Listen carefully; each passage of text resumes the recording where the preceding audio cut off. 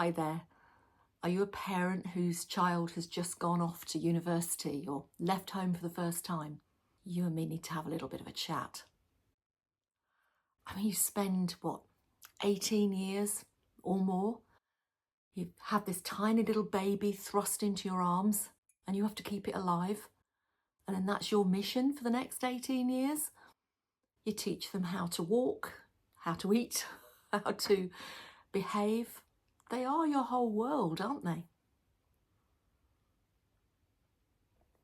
And they get older and you end up freezing your bits off at the side of some kind of ball game, washing muddy kit, or watching endless ballet recitals or music recitals, or you're listening to them screeching away, learning to play the violin. They take over your life. They take over your home. They take over your time. They take over you. And then comes the day when they go off to university or college, or they leave home for the first time, or they get married. But particularly when they leave at 18, they're still kids really, aren't they? And you wave them off and you think you're going to be okay because you've brought them up, haven't you, to be happy, confident children. That's what our mission was. So why does it feel so horrible? I remember when my last child left home to go off to college, the pit in my stomach, it was like a stone. It felt a lot like grief. And I'll be honest, when my daughter told me that she was emigrating to as far away around the world as she can go before you start coming back again, with her husband and my baby granddaughter, just over a year ago, well, I suppose it was nearly 2 years ago, it kind of broke my heart. And I didn't behave very well, I'm ashamed to say. I couldn't hide how I felt. I'd let them go. I'd let them go at 18. And my daughter now is 36. But the thought of not being part of her life in a physical way, of being able to go and see them, even if it was only once a month, because they used to live up north in York. So, it was a little way away. But I haven't seen them now for over a year. Now, luckily, I have a very emotionally intelligent daughter. And she actually said to me, "You're entitled to your feelings, Mum," as I cried on her shoulder. And I thought, am I? And I think I might have said, am I? Am I really? Because that's never occurred to me before. Because you put your own feelings aside for your children. But it really took me by surprise because I was quite good at letting them go when they went off to college. But this was different.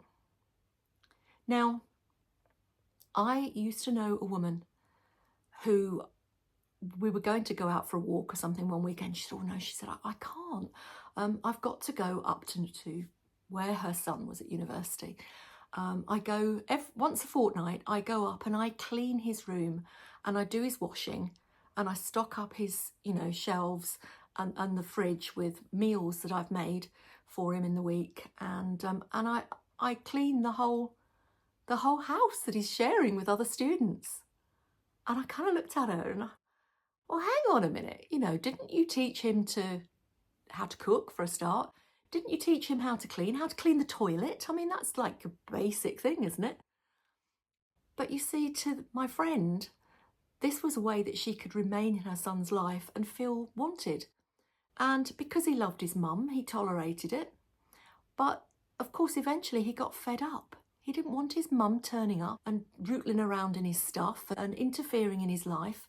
He was 18. He wanted to really start his own life. And she hadn't considered that and made a life for herself. So she was clinging on to that role of mum. Now, my almost 41-year-old son is visiting with his family at the moment, and they just went off. They're going down to where my eldest grandchild is at university to check on them, because they went this year. And as my son left the house, I said, "Do you have your coat?" Honestly, I actually went, "Oh, sorry, force of habit." You really would think that I would have got over that by now. But you know, we can still be in their lives, but it is different. It really is different. And we have to accept that. That's what we brought them up for. They're only lent to us. They don't belong to us. You have a tracker on their phone and you're thinking, oh, well, he said he was going here, but I can see that he's not there. He's not got there yet or whatever. Stop it. Take it off. I know that it's a world that can be a dangerous world. I know that you worry about them, but the chances of them, something really awful happening to them, are still quite low. So you have to let them go. You have to let them spread their wings and you have to trust them. You've spent all these years teaching them right from wrong. Now you have to trust them to know what's right and to make their mistakes, because they're going to make mistakes. And you can be there for them when they need to come home. My kids have been boomeranging backwards and forwards for years, and that's fine. But let them make their mistakes. Remember back to when you were young. Did your parents try to control your movements? They couldn't do it in the same way, could they? They couldn't keep track of us in the same way. We had to write to them or queue up for the public phone box to give them a call to let them know that we were still alive. I wonder how much they worried about us. I think that nowadays we keep our children younger for longer. But you have to let them go. And I know I've said that already. I can't say it enough. For their sake, but also, my friend, you've got to let them go for your sake. You're going to drive yourself crazy. If you're looking at where your daughter is going in the evening, if you're checking that she's got home safely every night, you're not going to be able to move on yourself, and you're not going to be able to have the kind of later years that you want to have, because you're too busy worrying about children that are no longer children in the same way as you think of them. I hope that helps. I do feel for you, I really do. And as I say, I'm lucky. My daughter, this is the one who had a baby recently, within 20 minutes of the birth, she FaceTimed me. I mean, obviously it was lovely to see the baby, but it also was so good to see her and to see that she was all right. No amount of telling me she was all right would do that. But that's her being considerate towards me. It's not me insisting and pushing and demanding to be the first port of call. Because of course, the next thing that we have to do is when they partner up, when they get married, or, they're in a partnership, you're no longer the first person that they're going to come to when they need something. That's hard. I remember the first child, my first daughter who got married, and she changed her surname, as you tend to do when you get married. I didn't like that. That was odd to me. And then one of my sons has double-barreled his name with his wife's. So their names have changed. But they're still my kids. I've still got all those wonderful memories of when they were young. And they do still come. They still need their mum.